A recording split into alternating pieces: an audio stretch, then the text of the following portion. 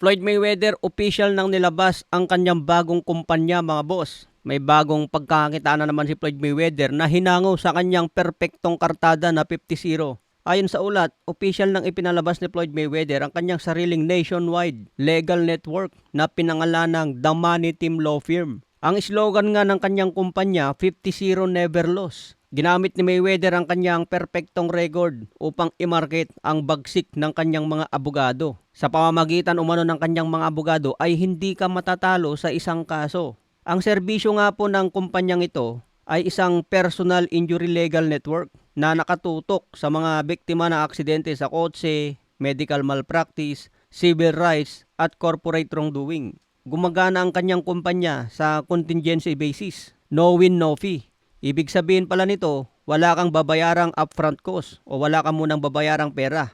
Magbabayad na lang sila kapag nanalo sa kaso at makakuha ng multi-million dollar settlement sa kaso. Kapag nagkakaso ka kasi mga boss, makakuha ka ng pera dyan kapag nanalo. So itong law firm ni Floyd Mayweather, kailangan muna nilang maipanalo ang kaso mo bago mo sila bayaran. Kaya pala pinagmalaki niya na hindi ka matatalo sa kaso sa kanyang law firm. Sakop nito ang lahat ng 50 estado sa Amerika at may mahigit 500 na piling abogado sa kanilang network. Nilinaw ni Floyd Mayweather na siya ang founder ng law firm na ito, pero hindi naman siya ang abogado na magtatanggol sa mga kliyente. Kumbaga, ginamit lang niya ang kanyang pangalan at pera para buuin ang law firm na ito. Siyempre, may mga partnership din si Floyd Mayweather dito. Siya lang siguro yung pinakamuka. Kaya yung mga kaso ni Floyd Mayweather mukhang makakaligtas mga boss. Kaya makikita natin ulit yan si Floyd sa 2027. Yung balitang naghihirap siya, kalokohan yun mga boss. Totoong nagkakaproblema siya sa pinansyal at may mga kaso. Pero yung salitang naghihirap, malayo pa yan sa bangkarote. Sa iba pang balita, tinanong si Adrian Broner, paano kung maglaban si Manny Pacquiao, yung pinaka-prime niya at yung pinaka-prime ni Terence Crawford. Ang sabi nga po ni Adrian Broner, mananalo pa rin si Crawford. Dahil sa estilo umano ni Crawford na maganda ang timing at may lakas. Kahit mabilis umano si Manny Pacquiao, kung matimingan ni Crawford, bubulagta si Pacquiao. Timing beat speed all the way nga daw mga boss.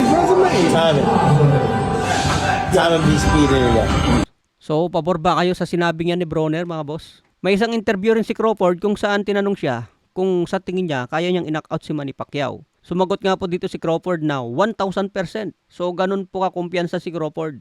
1,000% ina-knockout niya umano si Pacquiao. At sinabi rin ni Crawford na si Pacquiao ang nag-iisang legend na nanghihinayang siya dahil hindi niya nakalaban. Dahil kung nakalaban daw niya si Pacquiao ay siguradong dinurog niya. So pabor ba kayo kay Crawford mga boss? Sa iba pang balita, Alex Ayala may biglang nag-propose sa kanya na fans. Siguro nagbibiro lang din itong fans, baka nga content creator ito Vlogger siguro ito, gusto niya mag-viral kaya ginawa niya ito. Si Alex Ayala po ay number 17 seed sa 2026 US Open. Ito na rin po ang pinakamataas na Grand Slam seeding na naabot ng isang Filipino tennis player. Kaya kung usapang GOAT sa Pilipinas pagdating sa tennis, si Alex Ayala na yan.